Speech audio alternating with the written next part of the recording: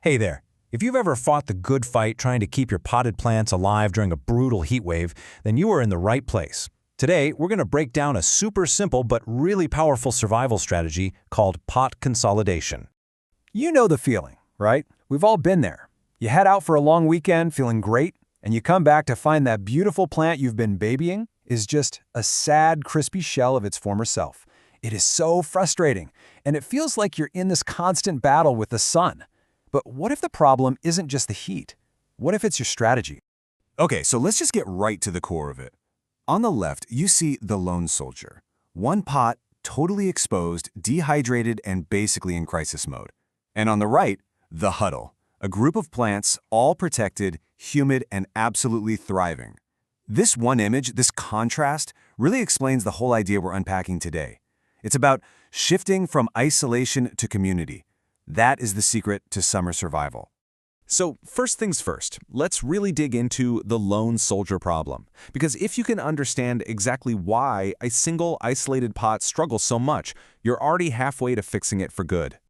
Just picture it, a single pot sitting on a scorching hot patio. It's getting baked by the sun from above, sure, but heat is also radiating up from the concrete below. And the real killer, that dry, hot air swirling around it on all sides, just sucking moisture away from the leaves, from the soil. It's a full 360-degree assault. Now, there's a bit of science to this, and it's a process called transpiration. The simplest way to think about it is that plants kind of breathe out water vapor through their leaves. It's totally natural, sort of like how we sweat to cool ourselves down. And this is where being a lone soldier turns into a real crisis. That moisture the plant breathes out creates its own tiny little personal cloud of humidity. But when it's all by itself, any little breeze just whisks that precious moisture away instantly. This leaves the plant even more exposed, forcing it to transpire even faster just to stay alive. It's a losing battle. But what if we could trap that moisture? This is where the solution comes in, and it's all about strength in numbers. We're going to engineer a living microclimate. Now that sounds super technical and complicated, but I promise you it is brilliantly simple. See, instead of one plant fighting the elements all by itself, you create a team. By simply pushing all your pots together, their leaves start to overlap, and they collectively share all that water vapor they release. They literally build a community shield, a shared bubble of humidity that protects the entire group from the outside world.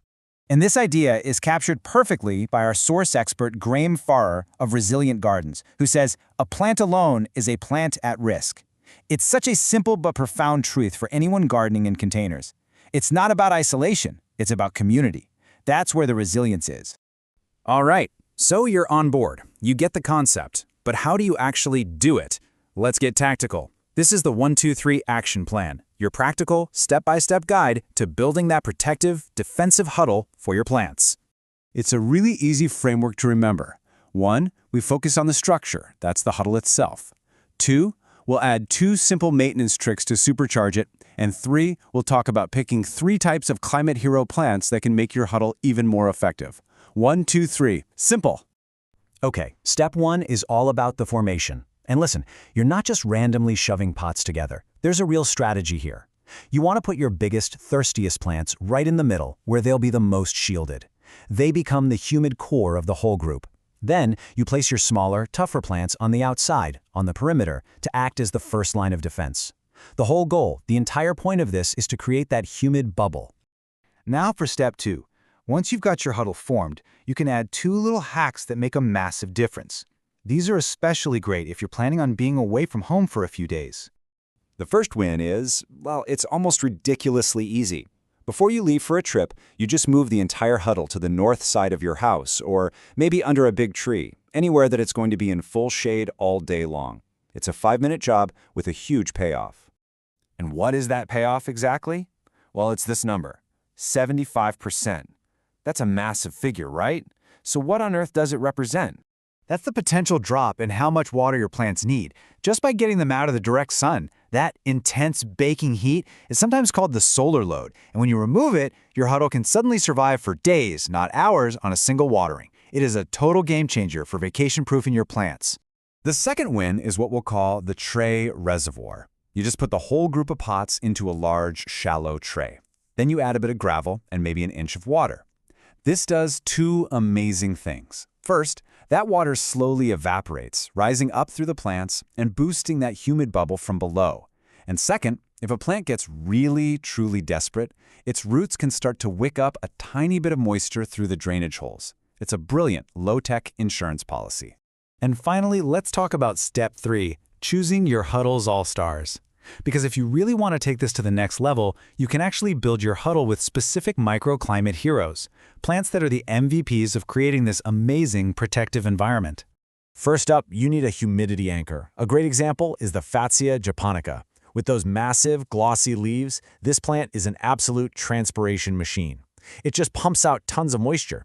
So if you place it right in the center, it's like putting a living humidifier at the heart of your group, and everyone around it benefits. Next, you need a protector, the cooling screen. Potted bamboo is fantastic for this role.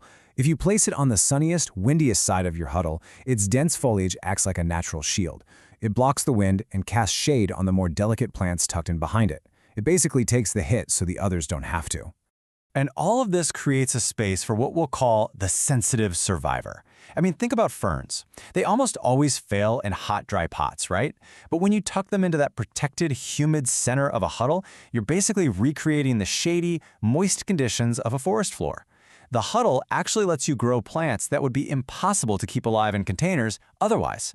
So when you really boil it all down, what's the biggest win here? I think it's this. This strategy isn't some secret gardening hack that defies logic. It's an elegant solution that works with the fundamental laws of physics and biology, evaporation, humidity, shade, instead of constantly trying to fight against them. And that's why this final quote is just so perfect. Pot consolidation is a lazy gardening win. And who doesn't love that? It's all about getting better results with less work.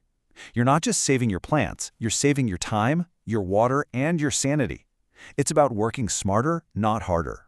And that leaves us with one final thought to chew on. This whole idea of a community shield is pretty powerful, isn't it? So the question to take with you is, looking beyond just your pots, what other kinds of community shields could you build in your own garden to create more of these little pockets of resilience? Something to think about. Thanks so much for tuning in.